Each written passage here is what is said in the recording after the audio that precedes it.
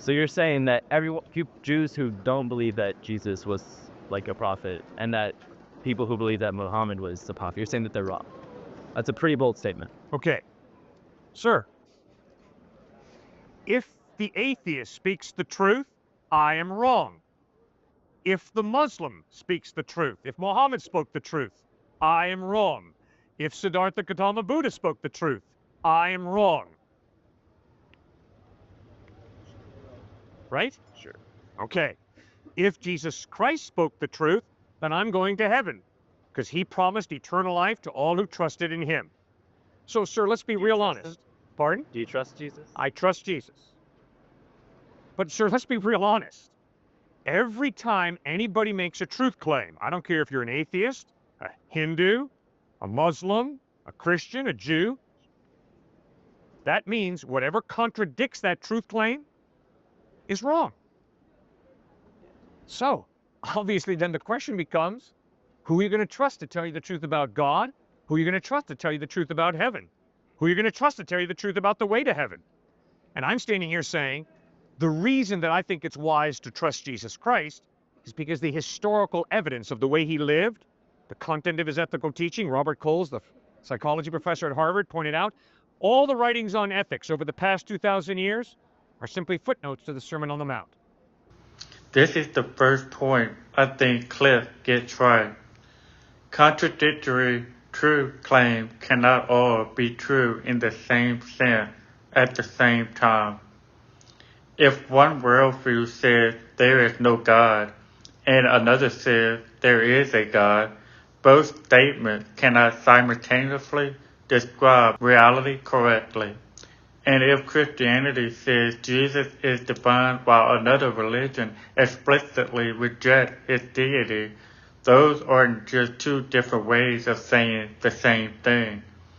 They are competing claims. But here's something important. That observation does not prove Christianity.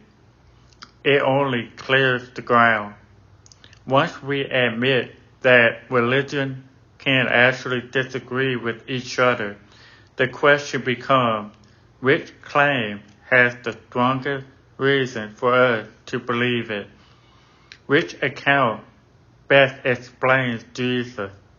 Which account best explains the historical evidence? And which worldview actually corresponds with reality? I don't want someone believing Christianity because of Cliffe's confidence. I don't want someone believing because I'm confident. And I don't think someone should believe simply because Christianity is what they grew up around. If Christianity is true, it has to be able to survive examination. The question isn't which religion has the most passionate followers. The question is, who is Jesus Christ and what actually happened to him?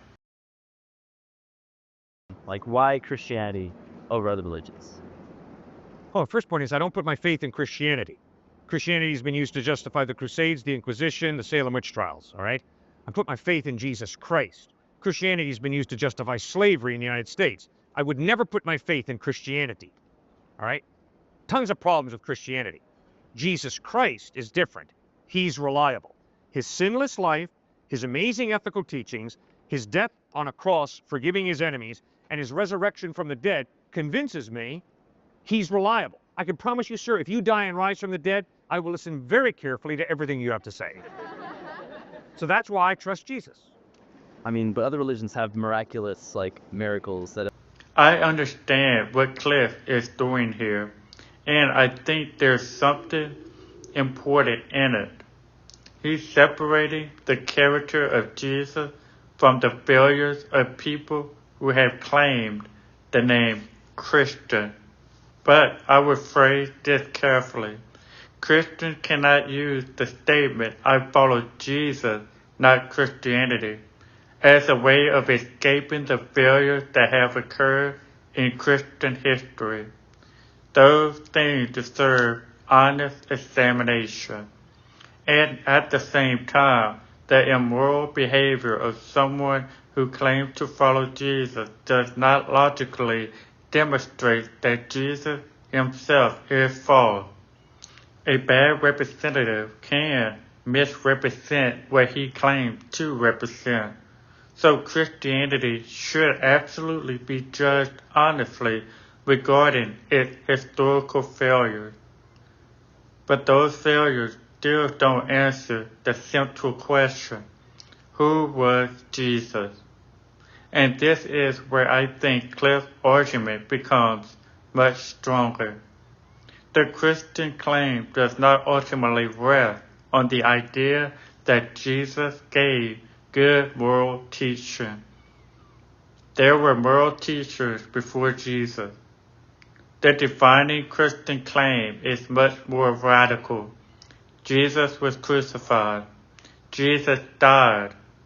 And Christianity claims that he rose bodily from the dead. So if we want to examine Christianity seriously, that's where the investigation eventually has to go. What happened after the crucifixion? For me to follow him would be I'd have to cut off my mind. Like what? Like what? All right. Muhammad lived from 570 to about 632 AD. So obviously he never met Jesus. Right? He lives 500 years after. Oh, more than 500. Right. But the eyewitnesses, those who met Jesus, Matthew, Mark, John, Peter, James, insisted Jesus claimed to be God. Now, Muhammad has a great deal of respect for Jesus, but he says Jesus is just a good teacher. He denies his deity. That's impossible. That's the one option about Jesus you can't take. Because clearly Jesus claimed to be God, which means he's either a false teacher or else he is who he claimed to be. He's not this middle ground option that Muhammad chose, which is, wow, great teacher, great prophet from God. No, because Jesus claimed to be God. He's either a blasphemer or else he spoke the truth. So there's an internal contradiction. It's who is Jesus? Just a good prophet, the way Muhammad taught, or God? Now, because Muhammad never met Christ, I'm not going to trust him to be my primary source of information. I'm going to go to the eyewitness. He moved very quickly from Muhammad living centuries later to calling Matthew, Mark, John, Peter, and James eyewitnesses. That's historically more complicated. For example, the Gospel of Mark itself does not name its author. Ancient Christian tradition associated with Mark, but modern scholarship continues to debate gospel authorship and source relationships. And Christianity doesn't need us to exaggerate the evidence. There's another piece of evidence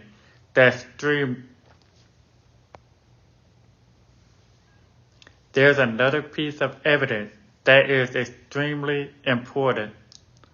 Paul writes in 1 Corinthians chapter 15, "For I delivered to you first of all that which I also received, that Christ died for our sin according to the Scripture, and that he was buried, and that he was raised again the third day according to the Scripture, and that he was seen by Cephas, then by the 12.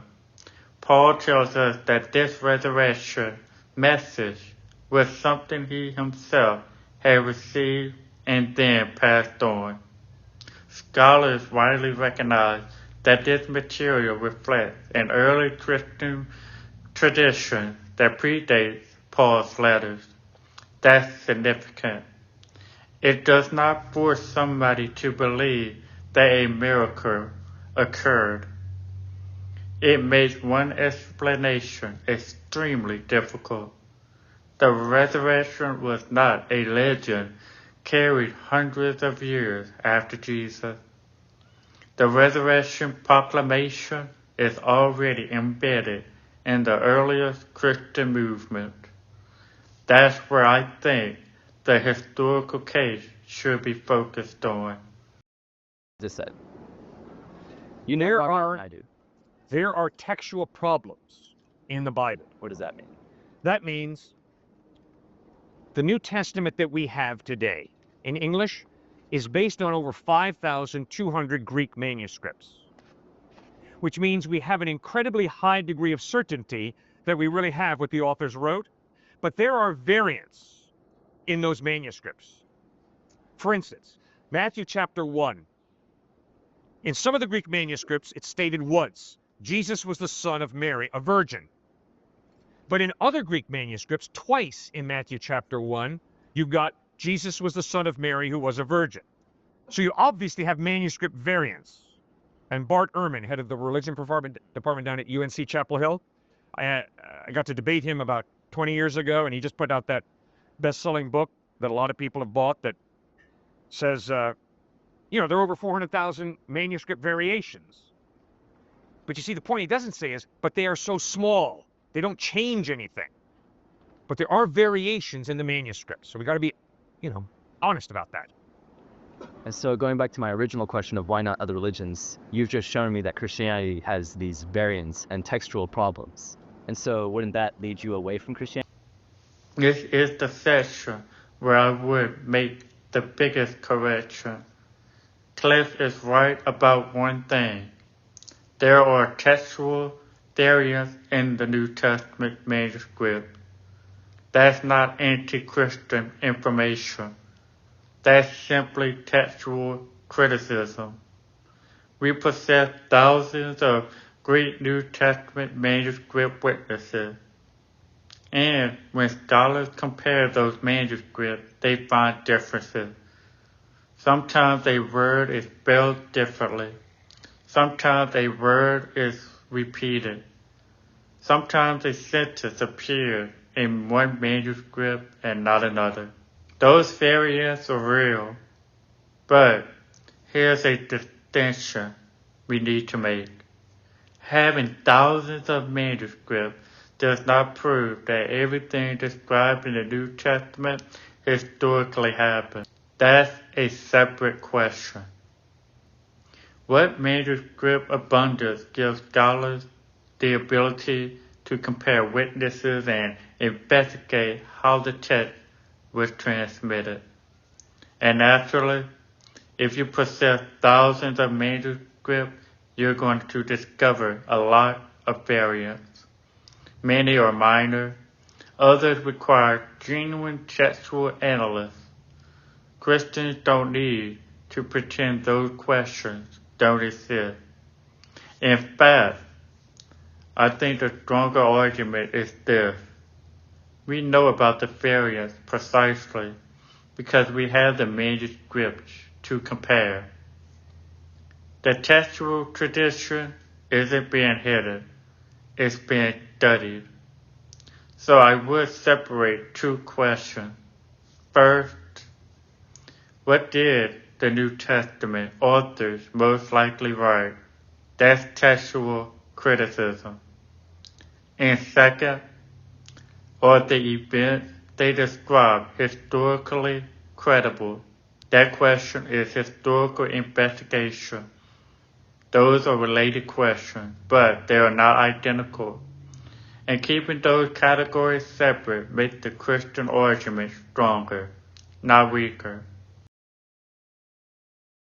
I want to be sure. I don't want to read the Bible today and find one that I think is the contradiction. Good, because according to you, I'd be wrong, but Good. I'd be confused. Right. But let's clarify something. I'm going to talk to my wife later tonight. She's up in Connecticut. I'm going to say to her, I spoke to a very articulate young man who had a bike today. That's right. But Later in the conversation, I'm going to say, honey, I spoke to over 100 people today. That's not a contradiction, right? no, because I'm included in one of those. Exactly. So I debate religion professors at times, and they'll say, well, one gospel says there was one angel in an empty tomb. Another gospel says there were two angels. There's a contradiction. If one gospel said there was only one angel at the empty tomb, and another gospel said there were 2, 3, 4, or 5, then you'd have a contradiction. It is not a contradiction for me to say, I spoke to one man, I spoke to over 100 people. Because my perspective at one point, yes, I was speaking to one gentleman. And obviously I did speak to over 100 people. So you have different perspective. It's like this. You see, this is really confusing. I don't know why some people far more intelligent than me don't get it. You and I standing on the street corner down there in Guadalupe. We see two cars come together. We hear a woman scream, and there's a screech of brakes, and there's a collision. So the police haul us in the office and say, "What'd you see?" And you say, "Well, officer, I saw these two cars coming down the street. I heard a screech of brakes, and there was a collision." I say, "Officer, I saw the two cars coming down the street. I heard a woman scream, and there was a collision." Are we contradicting each other? No. We're giving two different but equally valid perspectives. There was a screech of brakes, there was a woman screaming, and there was a collision. You include one detail that I don't include. I include one detail you don't include. It's not a contradiction. So yes, sir, you have that in the Gospels. You have different perspectives on Jesus. For the particular logical point Cliffe is making here, this analogy works. If one gospel mentions one angel and another mentions two, the first statement does not automatically contradict the second. To create a formal contradiction, the first account would need to establish something like, there was only one angel. Simply mentioning one member of a larger group doesn't necessarily mean nobody else was present. And his eyewitness analogy makes that concept very easy to understand. Two people can witness the same event and report different details without either person necessarily lying. But here's where I would add some caution. We shouldn't take that analogy and turn it into a universal answer for every difference between the Gospels. Some differences are relatively easy to reconcile. Others require considerably more work. Different perspectives can be legitimate explanation, but it should be demonstrated case by case. And I actually think Christians should be comfortable saying that. If Christianity is true, we don't have to protect it with weak arguments. We don't have to pretend every passage is easy. We can acknowledge difficult passages. We can acknowledge textual questions. We can acknowledge the differences of emphasis and then investigate them. Truth doesn't become less true because somebody asks a difficult question. Be just as passionate about his Good. And that is why, if you believe in Jesus Christ because I'm passionate, you're a fool. You're absolutely right. For you to believe in Jesus because I'm a passionate follower of Christ, not a good reason. Because you're absolutely right. I could be a passionate atheist, a passionate materialist, a passionate Muslim. Just because someone's passionate. See, not only that, just because someone's sincere doesn't make their belief true, right? It's a great point you bring up. If I sincerely believe in thin ice, when I walk out on that ice, what's going to happen? I'm going through, right? if it's thin. If it's thin. If I have sincere faith in thin ice, when I walk out on that thin ice, baby, I'm going through. I don't care how deep my faith is. I don't care how sincere my faith is. So what that tells me is the validity of faith is not determined by its passion or its sincerity. It's determined by the credibility of the object that you believe in. So in other words, if I have a little bit of faith in thick ice, I walk out on that thick ice, I'm cool. I'm not going through. Because the object of my faith is reliable. So you're absolutely right.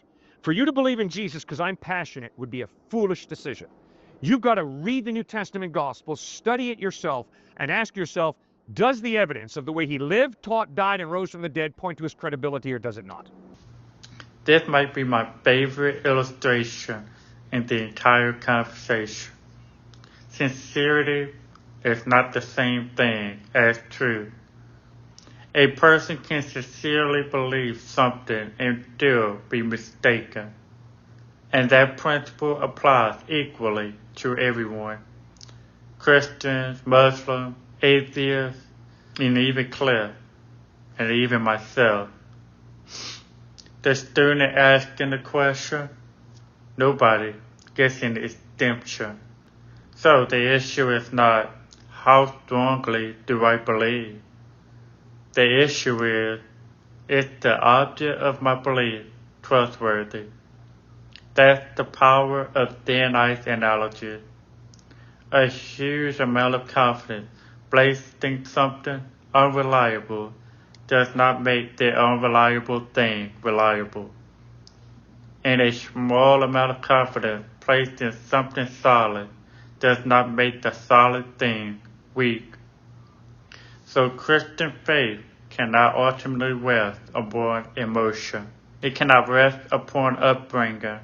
It cannot rest upon culture. And it certainly cannot rest upon the charisma of an apologist. It has to rest upon Christ. But there's another side to this. If I'm asking a Muslim, atheist, agnostic, Buddhist, or anyone else critically examine what they believe, then I have an obligation to examine Christianity using that same intellectual honesty. I cannot demand evidence from everybody else and then protect my own belief from scrutiny. Christianity makes truth claims. That means those claims can be investigated. You see, I love an indefinite God, because an indefinite moral God allows me to do whatever I want to do.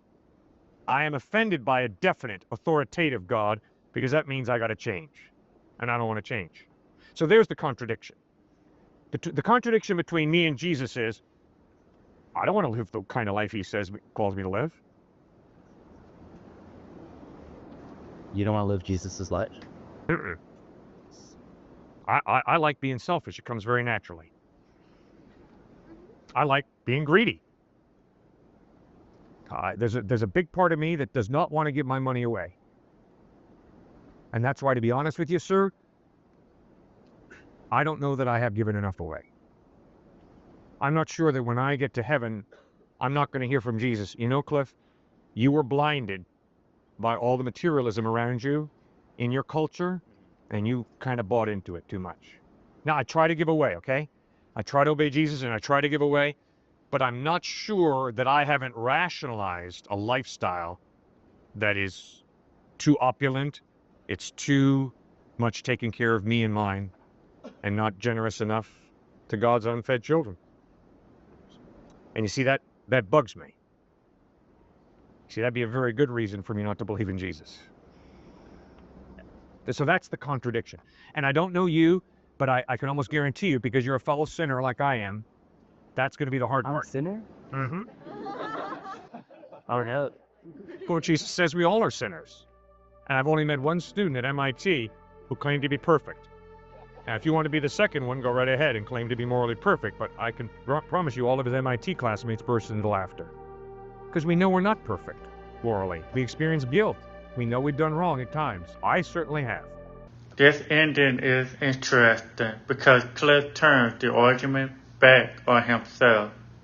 He doesn't simply accuse the student of selfishness. He admits his own greed, his own attachment to comfort, his own concern that he may not be as generous as Jesus calls him to be. And I think that matters. There's one qualification I would like to add. Christians need to be very careful about reducing every skeptic objection to you don't believe because you just want to sin. That's too simplistic. People can have genuine intellectual objections. People wrestle with evil and suffering, science, biblical interpretation, history, religious hypocrisy, personal experiences, the existence of God Himself. Those questions deserve serious answers, not dismissal. But there is still something important in what Cliff is saying. Christianity isn't only an intellectual puzzle. Because if Jesus really who Christianity says he is, eventually the question becomes personal. I'm no longer simply asking whether a proposition belongs in the correct theological column. I'm confronting someone Christianity calls Lord. And Lord means authority. That means Christianity doesn't merely challenge my ideas. It challenges me. My pride, my money, my relationship, my sexuality, my grudges, my ambition, my selfishness, my comfort, and that challenge applies to the Christian first. If I say Jesus is Lord while refusing Him whenever His teaching interferes with what I want, then I reduce Christianity to a label. So after listening to this entire conversation, why Christianity? Not because Christians have always behaved like Christ. We haven't. Not because every biblical question has a 5-second answer. It doesn't. Not because people belonging to other religions aren't sincere. Many are deeply sincere. And not because Christianity should somehow be protected from investigation. It shouldn't. For me, the question keeps coming back to Jesus. His crucifixion under Pontius Pilate is historically well established, and the proclamation that he was raised from the dead appears extremely early in the Christian movement. 1 Corinthians chapter 15 preserves an early tradition concerning his death, burial, and resurrection and appearances. The New Testament presents him not merely as another moral teacher, but as Lord. And then we're left with the question that neither Cliffe nor I can decide for you. What best explains the evidence? For Christianity, everything eventually comes down to the resurrection. Paul himself says in 1 Corinthians chapter 15, verse 14, and if Christ is not risen, then our preaching is empty and your faith is also empty. Christianity puts an enormous weight on that claim. If Jesus remained dead, Christianity collapses on its own terms. But if God really raised Jesus from the dead, then his identity matters. His teaching matters. His authority matters. And his promise of eternal life matters. So don't believe because Cliffe is passionate. Don't believe because I'm passionate. And don't reject Jesus merely because Christians have sometimes represented him terribly. Investigate him. Read the Gospels. Read 1 Corinthians chapter 15. Compare the claim and ask difficult questions. Finally, above everything else, decide what you're going to do with Jesus Christ. If you watched this so far, tell me in the comments.